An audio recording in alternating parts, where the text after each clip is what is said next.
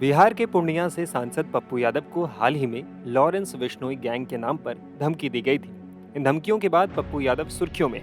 वो मीडिया कैमरों के सामने राज्य और केंद्र सरकार से लगातार सुरक्षा की मांग करते दिखते हैं। इसी बीच अब पप्पू यादव को धमकी देने के आरोप में बिहार पुलिस ने एक शख्स को दिल्ली से गिरफ्तार किया है।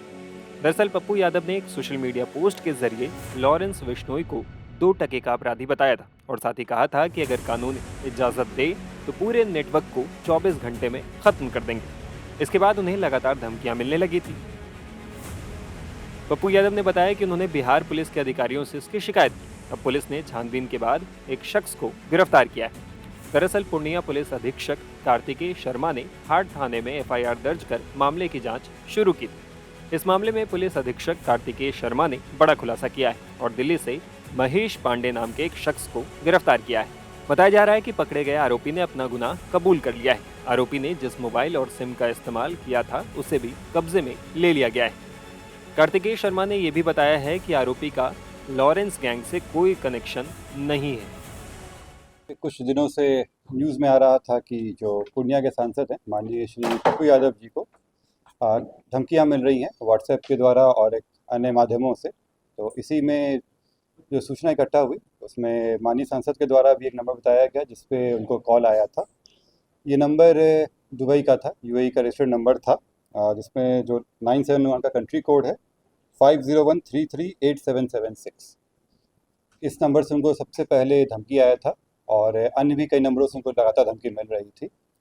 इस संबंध में जानकारी प्राप्त होते ही एक कांड दर्ज किया गया है, इसमें अनुसंधान शुरू किया गया था और आज श्री पप्पू यादव जी का आज आवेदन भी प्राप्त हुआ इसको लेकर।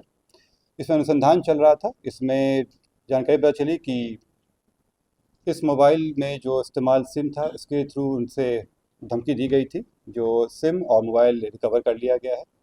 जो व्यक्ति थे ये दिल्ली के रहने वाले महेश पांडे, पिता कृष्ण कुमार पांडे, सेक्टर 4 नई दिल्ली के रहने वाले हैं।